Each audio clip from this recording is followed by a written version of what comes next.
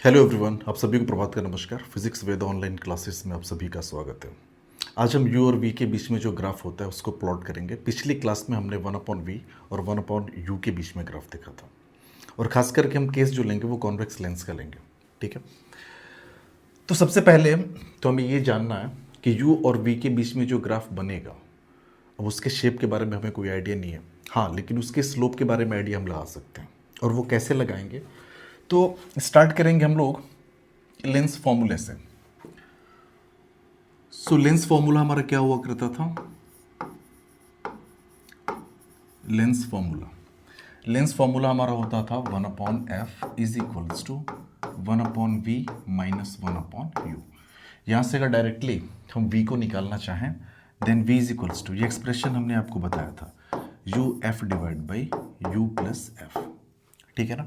हमें u और v के बीच में ग्राफ ड्रॉ करना है, तो सबसे पहले हम ये पता कर लें कि उसका स्लोप कैसा होगा, यानी dv बाई du हम ये कैलकुलेट कर लें। तो ये जो आपके सामने एक्सप्रेशन दिख रहा है, इसको आप डिफ्रेंशिएट कर दीजिए विद रिस्पेक्ट टू u, यानी कि differentiating this equation with respect to u। हम u के रेस्पेक्ट में इसको डिफ्रेंशिएट करने वाले हैं। ठीक है, इधर आपका हो जाएगा dv by du is equals to, आप यहाँ पे देख सकते हैं कि न्यूमरेटर अपॉन डिनोमिनेटर। तो फिर ऐसा डिफ्रेंसिएशन कोशेंट रूल से होगा। कोशेंट रूल क्या कहता है कि आप डिनोमिनेटर को ऐसे ही रख दीजिए, मल्टीप्लाइड बाई डिफ्रेंसिएशन ऑफ किसका, जो भी आपका न्यूमरेटर है। तो यू एफ आपका न्यूमरेटर है, तो इसको आप यू के रिस्पेक्ट में क्या करिए, डिफ्रेंशिएट करिए, माइनस, अब आप न्यूमरेटर को वैसे ही लिख दीजिए, ये न्यूमरेटर हो गया यू एफ। अब आप डिफ्रेंशिएट कर दीजिए डिनोमिनेटर को, डिनोमिनेटर है आपका यू प्लस एफ, तो यू प्लस एफ आपका डिफ्रेंशिएट होगा with respect to U. So differentiation of U plus F with respect to U divided by, नीचे आपका डिनोमिनेटर का स्क्वायर हुआ करता है। ठीक है ना, तो डिनोमिनेटर आपका है you plus F, so this is you plus F का होल स्क्वायर। ठीक है, आगे इसको सिंप्लीफाई करते हैं हम लोग। सो हमारे पास आया dv over du is equals to, ये u प्लस एफ तो ऐसे ही रह जाएगा, सो u प्लस एफ। ठीक है, यहाँ से अगर हम देखें तो f तो कांस्टेंट है, focal length of lens, u का डिफ्रेंसिएशन u के रेस्पेक्ट में 1 हो जाएगा, तो यहाँ पर सिर्फ बचा आपका f, माइनस यहाँ से u f आपका ऐसे ही रह जाएगा, साथ ही साथ u प्लस एफ को आप डिफ्रेंशिएट कर रहे हैं विद रिस्पेक्ट टू u, तो f का डिफ्रेंसिएशन तो हो जाएगा 0, u का हो जाएगा 1। तो ठीक है, ये इंटू आप क्या कर देंगे, यहाँ पे 1 कर देंगे, divided by u plus F, और इसका हो गया होल स्क्वायर। ठीक है, ऊपर ब्रैकेट को हम ब्रेक कर लेते हैं। तो जब भी हम ब्रैकेट को ब्रेक करेंगे तो यू एफ, यहाँ पे मिला u f square plus f square minus u f divided by u plus f, इसका हो गया होल स्क्वायर। ठीक है, तो finally we have got d v by d u. तो d v by d u जो हमारे सामने निकल के आया, अब देखो यहाँ से यू एफ ये कैंसिल आउट हो जाएगा, F square divide by u plus F का होल स्क्वायर, सो ये हो गया F square divide by u plus F का होल स्क्वायर। ठीक है, ये आया हमारे सामने। अब देखो ये एक्सप्रेशन जो है ना, आप ये कह सकते हैं कि यार एक्चुअल में ये स्लोप निकला है हमारा, slope of V U curve, जो भी v और u के बीच में कर्व बनेगा उसका स्लोप निकला है। अब आप ध्यान से यहाँ पे देख सकते हो वो ये चीज़, यार f आप पॉजिटिव रखो या नेगेटिव रखो क्या ही फर्क पड़ता है भाई, dv बाई du इधर का टर्म्स तो हमेशा पॉजिटिव आना है, क्योंकि अंदर अगर नेगेटिव आ भी गया तो उसका स्क्वायर लगा हुआ है, पॉजिटिव हो जाएगा, ऊपर नेगेटिव आने के चांसेस नहीं, ऊपर भी स्क्वायर है। तो आप यहाँ से कह सकते हो एक चीज़ कि dv ओवर du, ये जो यहाँ पे है पॉजिटिव है और ये ऑलवेज पॉजिटिव है, ये आपका ऑलवेज पॉजिटिव है, यानी कि ग्राफ जो भी होगा वो मोनोटोनिकली इंक्रीजिंग होगा। ठीक है ना, क्योंकि स्लोप आपका पॉजिटिव है, तो आप यहां पे लिख सकते हैं कि the graph will be monotonically increasing, the graph will be monotonically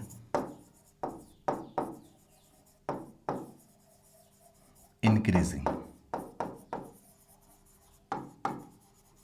ठीक है ना, सिर्फ ये पता करने के लिए यहां पे हमने dv by d you calculate किया। अब ये तो हमें आइडिया चल गया कि ग्राफ जो होगा वो इंक्रीजिंग टाइप का होगा। ठीक है ना, अब जरा ग्राफ को हम ड्रॉ करते हैं। तो सबसे पहले थोड़ी सी एक चीज़ और यहाँ पे हम जान लें ग्राफ को ड्रॉ करने के पहले, दैट इज़ कि भैया ऑब्जेक्ट के डिफरेंट डिफरेंट लोकेशन के लिए जो इमेज हुआ करता था वो कहाँ हुआ करता था। तो जैसे मान लो कि ऑब्जेक्ट आपका यहाँ पे इन्फिनिटी पे, ठीक है, उस केस में हम देखते थे कि जो इमेज होता था वो यहाँ पे होता था, फोकस पे छोटा बनता था। ऑब्जेक्ट को इन्फिनिटी और 2f के बीच में किया, उस केस में जो इमेज था f और 2f के बीच में बनता था, थोड़ा सा बड़ा बनता था। ठीक है, जैसे ही ऑब्जेक्ट को 2f पे किया तो इमेज भी कहाँ चली जाती थी, 2f पे चली जाती थी। ठीक है, और थोड़ी सी और बड़ी बन जाती थी। फाइनली जब ये -2f पे ऑब्जेक्ट होता था, आप ये कह सकते हो कि u इज इक्वल्स टू, अगर -2f है, माइनस इसलिए क्योंकि इधर के सारे पैरामीटर्स हम नेगेटिव ले रहे हैं, उस केस में जो v हुआ करता था वो +2f हुआ करता था, यानी इमेज इधर पॉजिटिव साइड में 2f डिस्टेंस पे बनती थी। साथ ही साथ ये इकलौता ऐसा केस था ना जहाँ पे हाइट ऑफ इमेज किसके बराबर होती थी, हाइट ऑफ ऑब्जेक्ट के बराबर होती थी। लेकिन जब तक ऑब्जेक्ट, आप ऐसे कह सकते हो कि ऑब्जेक्ट आपका इधर क्या है, इधर आप बोलो -इन्फिनिटी, तो ऑब्जेक्ट आपका -इन्फिनिटी से लेके 2f तक आया, उस केस में जो हमारी इमेज थी, इमेज कहाँ से कहाँ गई, अब बोलोगे इमेज गई f से 2f के बीच में। इमेज कहाँ से कहाँ गई, f से 2f के बीच में। 2f पे तो जाके इमेज की साइज ऑब्जेक्ट की साइज बराबर हुई है, यानी कि उस पूरे रीजन में इमेज जो बना है 2f को अगर छोड़ दिया जाए तो इमेज की साइज ऑब्जेक्ट की साइज से छोटी है। ठीक है, तो आप ये कह सकते हो कि यहाँ पे जो भी इमेज है ना, आप ये कह सकते हो कि height of image less than क्या है, हाइट ऑफ ऑब्जेक्ट। ठीक है, यानी कि मॉड ऑफ m जो है वो लेस देन 1 है, यानी कि ये डिमिनिस्ड इमेज इधर बन रहा है, डिमिनिस्ड बन रहा है। ठीक है, थोड़ा सा ऑब्जेक्ट को और इधर लेके हम आए, तो ऑब्जेक्ट को हम क्या किए, 2f और f के बीच में लेके आए, यहाँ पे कहीं लेके आए। जैसे यहाँ पे लेके आए तो जो इमेज थी वो 2f के बियॉन्ड चली गई और थोड़ी सी और बड़ी हो गई, और बड़ी हो गई। जैसे ही f पे लेके आए, f पे लेने के बाद क्या हुआ कि इमेज इधर कहाँ पे चली गई, इन्फिनिटी पे चली गई। इस बात को आप याद रखिएगा, और भी बड़ी हो गई। तो आप एक चीज और कह सकते हैं, जब ऑब्जेक्ट आपका f का मतलब ये माइनस वाला साइड है, जो f से 2f से f, ऑब्जेक्ट आपका 2f से जैसे ही f के तरफ आया, यानी 2f से f के बीच में जब ऑब्जेक्ट है ना, उस केस में जो इमेज है वो बियॉन्ड 2f बनी है, बियॉन्ड 2f। ठीक है ना, और पूरे आप देखेंगे 2f के बाद जब भी इमेज बनी है तो वो बड़ी है ऑब्जेक्ट के कंपैरिजन में, यानी आप कह सकते हो कि इस पूरे रीजन में हाइट ऑफ जो इमेज है वो greater than height of object है, यानी mod of m greater than 1 होगा। यानी कि ये जो रीजन है वहाँ पे इमेज कैसी बनी है, तो इमेज आपकी बनी है मैग्नीफाइड, ये आप याद रखिएगा। तो ये आपको यहाँ से यहाँ तक का जो दिख रहा है, ये आपका डिमिनिस्ड इमेज बनी है इधर। इसके बाद ये जो भी है ये कैसी इमेज बनी है इधर, तो इधर आपकी बनी है मैग्नीफाइड इमेज। ठीक है, दूसरी बात क्या हो अगर ऑब्जेक्ट को f से जस्ट बगल में, मतलब थोड़ा सा और इधर किया जाए, बहुत ज्यादा इधर नहीं, थोड़ा सा इधर किया जाए, यहां पे थोड़ा सा सीन एक बनता है। f को हमने क्या, ऑब्जेक्ट को हमने क्या किया, इसके जस्ट बगल में किया, जस्ट बगल में, मतलब बहुत ज्यादा इससे दूर नहीं, आप ऐसे मानिए कि जस्ट इधर किया हमने थोड़ा सा। उस केस में जो इमेज होती है वो बनती तो इन्फिनिटी पे ही है अभी भी, लेकिन इधर वाले इन्फिनिटी पे ना बन के वो जो इमेज है वो इधर वाले इन्फिनिटी पे बन जाती है। इस बात को आप याद रखिएगा। ठीक है ना, और जैसे ही फिर ऑब्जेक्ट को f से ऑप्टिकल सेंटर के बीच में लाते हैं, f और ऑप्टिकल सेंटर के बीच में लाते हैं, तो जो इमेज है वो इधर ही बनती है। ये तो केस ऑलरेडी हम लोग पढ़ चुके हैं कि ऑप्टिकल सेंटर और फोकस के बीच में ऑब्जेक्ट हो तो जो उसकी इमेज होती है वो बड़ी बनती है, वर्चुअल बनती है। ठीक है, ये सीन है। तो इसका जो इमेज बनेगा एफ और 2f के बीच में है, तो आप इसका रे डायग्राम चाहो तो ड्रॉ कर सकते हो। चलो रे डायग्राम इसका पर्टिकुलर केस का हम ड्रॉ करके देखते हैं कैसा आ रहा है। सो चलो इस केस के लिए देखते हैं। तो लाइट ऐसे इंसिडेंट हुई पैरेलल, ये रिफ्रैक्शन के बाद जाएगी फोकस से, चलो ये निकल गई ऐसे फोकस से। दूसरा ऑप्टिकल सेंटर से आप निकाल दो ऐसे, ये ऑप्टिकल सेंटर से निकल गई। दोनों इधर तो कहीं कट करेंगे नहीं, पीछे बढ़ाने पे कट करेंगे। चलो पीछे बढ़ा भी लिया जाए इनको, तो इसको हमने ऐसे पीछे बढ़ाया, ठीक है ना। इसको आप पीछे बढ़ाओगे तो आप देखोगे कहीं इमेज जो है, इमेज का फॉर्मेशन जो है वो आपका इधर ही होगा। तो ये आपका हो गया इमेज, ठीक है। अब देखेंगे कि इमेज जो है ना वो वर्चुअल है, इरेक्ट है, वो मैग्नीफाइड है, ठीक है। मैग्नीफाइड आपकी यहाँ भी है इमेज, आप ध्यान दीजिएगा, मैग्नीफाइड आपकी यहाँ भी है, मैग्नीफाइड आपकी यहाँ भी है। एक बात याद रखिए, जब भी लेंस के दूसरी साइड इमेज बनेगा, यानी कि इधर जो भी इमेजेस बने हैं उनके लिए वी क्या है, आप बोलोगे पॉजिटिव है। वी पॉजिटिव मतलब होने का होता है कि ये जो बन रहे हैं वो रियल इमेज बन रहे हैं, रियल इमेज। वी पॉजिटिव होगा मतलब इमेज जो बना है वो real, actual point of intersection होता है रिफ्रैक्टेड रेज का, तब जाके इधर इमेज बनेगा और वो रियल होगा एक्चुअल पॉइंट ऑफ इंटरसेक्शन की वजह से। यू आपका इधर ऑब्जेक्ट आपने इधर रखा है अगर आपको, यानी कि यू अगर आपका नेगेटिव है इसका मतलब कि वो रियल ऑब्जेक्ट है। वो कैसा ऑब्जेक्ट है, रियल ऑब्जेक्ट है, ठीक है ना। लेकिन वी आपका नेगेटिव हो गया, वी नेगेटिव अगर आपका हो गया तो इमेज कैसा है, वो वर्चुअल इमेज है, वर्चुअल इमेज। आप ध्यान से यहाँ पे देख सकते हो कि देखो ये इमेज की बात कर लो, सॉरी आप इस वाले इमेज की बात करो चाहे इस वाले इमेज की बात करो, पर्टिकुलरली दो इमेज ऐसे हैं जिनके लिए जो वी है ना वो नेगेटिव है, जिधर ऑब्जेक्ट है उधर ही इमेज बन रहा है। और आप साफ साफ देख सकते हैं कि यहाँ पे एक्चुअल पॉइंट ऑफ इंटरसेक्शन थोड़ी है रिफ्रैक्टेड रेज का, ये तो पीछे बढ़ा के हमने यहाँ पे कट किया, ठीक है। तो ये जो भी इमेजेस बने हैं मैग्नीफाइड तो हैं, साथ ही साथ आप ये कह सकते हो ना कि दीज आर वर्चुअल, ये भी वर्चुअल है आपका, और ये जो इमेज बना है ना ये भी वर्चुअल है। कहने का मतलब जब एग्जैक्टली एफ पे ऑब्जेक्ट होता है तो जो इमेज होता है उधर वाले फोकस पे बनता है, इन्फिनिटी पे रियल इमेज बनता है। लेकिन एफ से ज़रा सा हम आगे गए तुरंत वो इमेज उठ के चला आता है इधर वाले इन्फिनिटी पे, माइनस वाले इन्फिनिटी पे, ठीक है। और जैसे जैसे हम इसको आगे लेके जाएंगे ऑब्जेक्ट को, वैसे वैसे यही इमेज सरकती आती है और फाइनली जब ऑब्जेक्ट कहीं यहाँ पे तो यही इमेज जो यहाँ पे इमेज हुआ करती थी ना वही इमेज अब यहाँ पे आ चुकी है, ठीक है ना। तो ये थोड़ा बहुत हमें जानना पड़ेगा जब हम ग्राफ ड्रॉ करेंगे तो, ठीक है ना। अब चलिए जो हमारा मेन ग्राफ है हम उसके बारे में ज़रा बात कर लेते हैं। तो सबसे पहले तो हम एक्सिस वगैरह ड्रॉ कर दें। तो let us suppose this one is, ये हमारी एक वाई एक्सिस है, ठीक है। एक इधर हमारी एक्सिस होगी, ये एक्स एक्सिस होगी, ठीक है। इस पे हम ले रहे हैं यू को और इस पे हम ले रहे हैं वी को, ठीक है ना। इधर आपका माइनस वी हो जाएगा और इधर आपका हो जाएगा माइनस यू, ठीक है।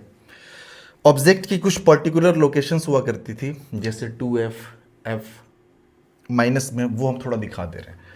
तो यहाँ पे हमने कहीं दिखा दिया ये एक लाइन, ठीक है, और एक लाइन यहाँ पे हमने दिखा दिया ऐसे, सॉरी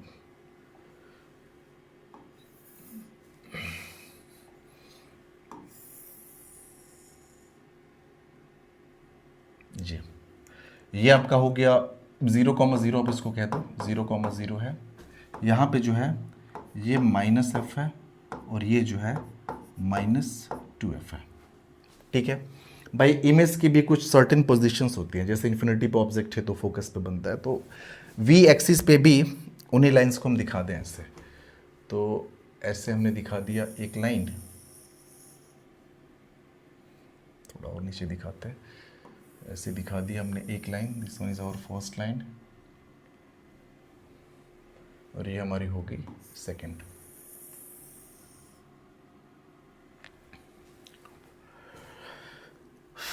अब आते हैं एक्चुअल ग्राफ पे अपने, ठीक है।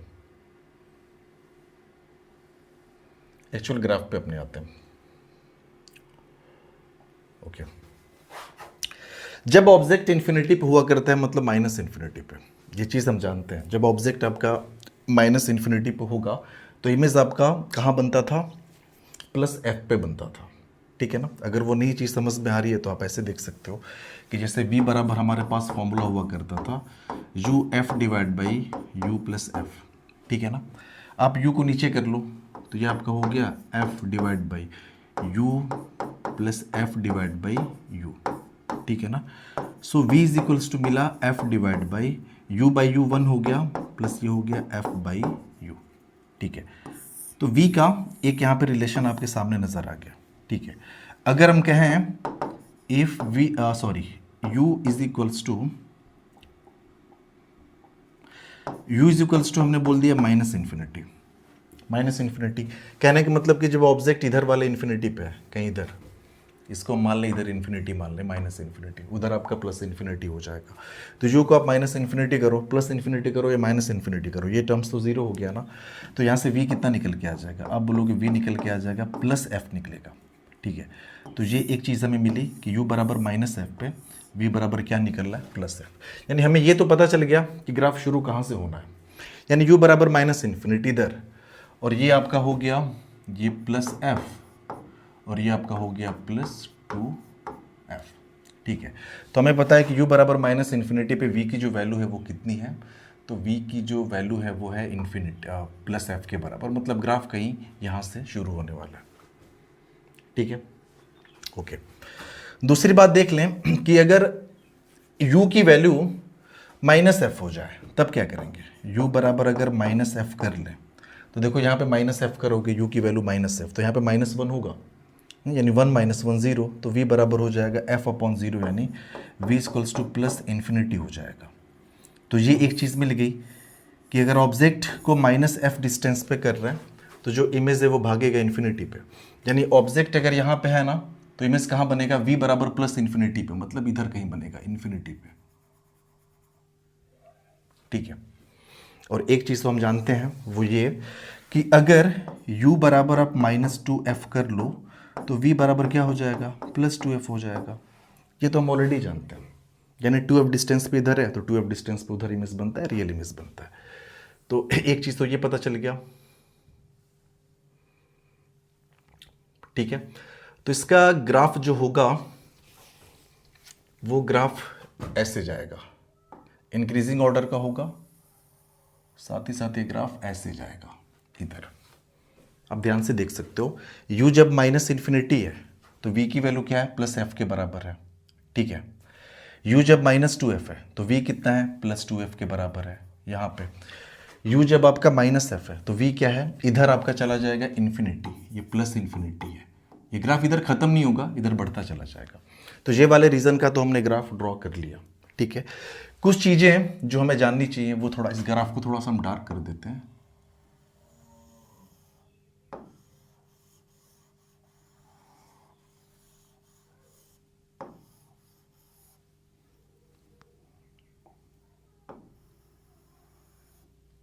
चलो ये ग्राफ हो गया हमारा जी, ठीक है ना।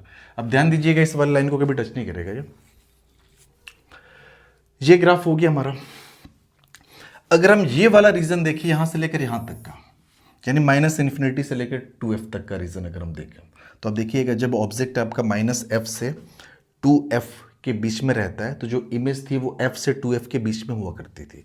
तो आप देखेंगे इस वाले रीजन में ना ये जो इमेज एक्सिस पे ग्राफ है वो f से 2f के बीच में ही है, इसके ऊपर नहीं गया, अगर यहाँ से यहाँ तक की हम बात करें तो। और यहाँ पे ये भी आपने एक चीज़ नोटिस की थी वहाँ पे, वो ये कि जब ऑब्जेक्ट आपका माइनस इन्फिनिटी से 2f तक होता है तो जो आपकी इमेज होती है वो इस साइड बनती है, रियल बनती है, इन्वर्टेड बनती है, साथ ही साथ इमेज f और 2f के बीच में बनती है तो वो डिमिनिस्ड बनती है। तो वो चीज़ आप यहाँ पे मेंशन कर सकते हैं कि ये जो भी आपका रीज़न दिख रहा है ना, इस रीज़न के लिए कुछ चीज़ें हैं जो हम लिख लें। अब लोग यार कि इस वाले रीज़न में ऑब्जेक्ट आपका है, रियल ऑब्जेक्ट है, इमेज बनी है रियल इमेज है, साथ ही साथ इमेज जो है आपकी इन्वर्टेड बनी है, साथ ही साथ mod of m less than 1, यानी डिमिनिस्ड इमेज बनी है। क्यों? क्योंकि इमेज आपका f और 2f के बीच में बना है, दूसरी साइड रियल, और वहाँ पे हमने देखा था कि इमेज छोटी थी। इमेज बड़ी कब बननी शुरू हुई थी? जब वो 2f के बियॉन्ड गई थी। तो अब ध्यान दीजिएगा, जब ये 2f के बियॉन्ड इमेज जाएगी ना, तो अगर इस वाले रीजन की बात करें, इसके बाद वाले रीजन की, तो आप बोलोगे यार कि ये भी रियल ऑब्जेक्ट है, रियल इमेज है, ये तो ठीक है। लेकिन यहाँ पे जो मॉड ऑफ एम है ना, वो ग्रेटर देन 1 होगा। इन्वर्टेड इमेज अब भी बन रही है, लेकिन अब जो इमेज है, इमेज किस इमेज की बात करें? जब इमेज 2f से इन्फिनिटी के बीच में बनी है, प्लस इन्फिनिटी के बीच में, हम उस वाले इमेज की बात कर रहे हैं। तो वो जो इमेज हुआ करती थी हमारी, वो थी मैग्नीफाइड इमेज। तो इसके बाद वाला रीजन ऐसा है, और यहां से यहां तक का रीजन ऐसा है। ठीक है, ये तो सीन हो गया। दूसरी बात, हमने ये भी जाना कि -f से जरा सा आगे ऑब्जेक्ट को करते हैं। जैसे f पे तो इमेज कहां बन गया? प्लस इन्फिनिटी पे बन गया। लेकिन f से जरा सा आगे ऑब्जेक्ट को करते हैं तो वही इमेज जो होती है वो माइनस इन्फिनिटी पे चली जाती है।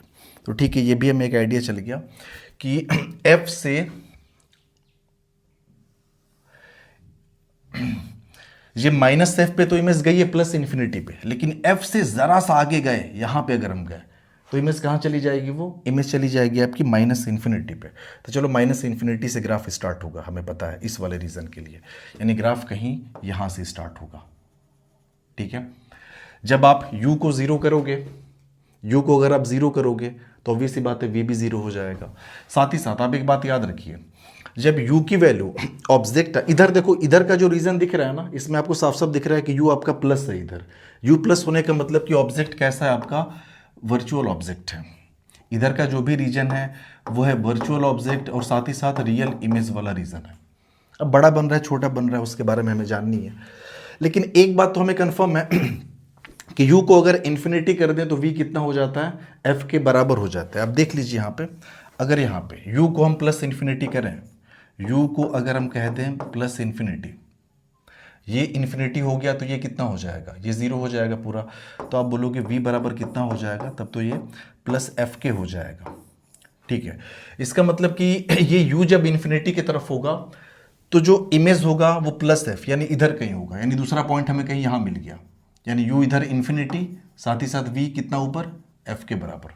ठीक है ना, u बराबर 0 पे v बराबर 0 होगा, यानी ग्राफ यहाँ से पास करेगा।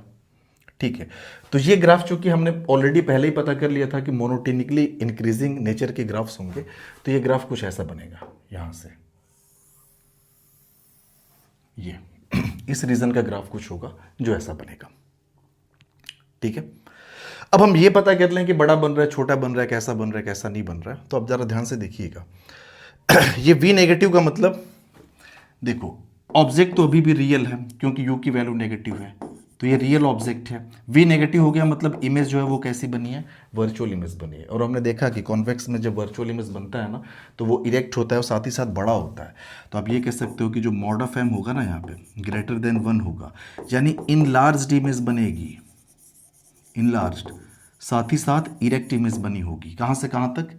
ये जब ऑब्जेक्ट यहाँ से यहाँ तक था। ठीक है ना, अब इसके बाद की आप बात करते हैं, इसके बाद की बात आप इधर करो, तो ये आपका हो जाएगा इधर। अब आप देखिए, इधर u की डिफरेंट वैल्यूज़ के लिए हम इमेज के डिफरेंट वैल्यूज़ निकाल सकते हैं। ठीक है, u को आप प्लस में बढ़ाते जाओ, ज़्यादा बढ़ा के आप इन्फिनिटी कर सकते हो, तो इमेज ज़्यादा से ज़्यादा कहाँ बनेगी? आपकी f पे बनेगी। जैसे मान लो कि u बराबर प्लस एफ रहा हो यहाँ पे, जैसे मान लो यहाँ पे हमने कोई पॉइंट ले लिया और इस पॉइंट को हमने मान दिया u बराबर प्लस एफ। हम देखना चाहते हैं कि u बराबर प्लस एफ पे इमेज कितने डिस्टेंस पे बन रही है। तो इसी में आप u बराबर प्लस एफ करो, तो u बराबर जब आप प्लस एफ करेंगे ना, प्लस एफ, तो यहाँ पे प्लस एफ करोगे तो f अपॉन एफ 1 हो जाएगा, तो v इज इक्वल्स टू हो जाएगा f डिवाइड बाई 2। v कितना हो जाएगा? f डिवाइड बाई 2 हो जाएगा। यानी कि ऑब्जेक्ट जब यहाँ पे होगा तो ये v की वैल्यू कितनी हो जाएगी? ये f डिवाइडेड बाई 2 के बराबर होगी। ठीक है ना, इमेज रियल बन रहा है, इस बात को अब याद रखिएगा। कॉन्वेक्स में ये चीज़ आपको याद भी होगी, जैसे कॉन्वेक्स है, ठीक है, ऑब्जेक्ट तो वर्चुअल है, कोई दिक्कत नहीं, ऑब्जेक्ट कहीं यहाँ पे है, तो लाइट ऐसे इंसिडेंट हुई, इस पॉइंट के टूवर्ड्स आ रही है, तो यहाँ से लाइट कन्वर्ज होगी तो पहले ही कट कर देगी। ठीक है ना, तो आप देख रहे हैं कि जो इमेज बन रहा है वो एक्चुअल पॉइंट ऑफ इंटरसेक्शन से बन रहा है रिफ्रैक्टेड रेस की, तो ये आपकी इमेज होगी, ये आपकी क्या होगी? ऑब्जेक्ट होगी। तो ये इसका पूरा ग्राफ है, और ये ग्राफ फिलहाल हमने ड्रॉ किसके केस में किया है। अब ज़रा इस केस में देख लेते हैं, इमेज बड़ा बन रहा है या छोटा बन रहा है। वर्चुअल ऑब्जेक्ट है, रियल इमेज है, ठीक है। बड़ा बनेगा या छोटा बनेगा पता करने के कई सारे तरीके हैं। आपको पता है मैग्निफिकेशन इक्वल्स टू होता है v divide by U. Magnification equals to होता है v डिवाइडेड बाई यू, ये बात आपको पता है। दूसरी बात कि आप किसी भी एक वैल्यू को पकड़ो, जैसे मान लो कि हम u की इस वैल्यू को पकड़ते हैं तो u इतना बड़ा है और इसके कोरस्पॉन्डिंग अगर आप v देखोगे तो इतना है। अब देख लीजिए, तो अगर यहां से देखो तो u जो है वो बड़ा है v के कंपैरिजन में।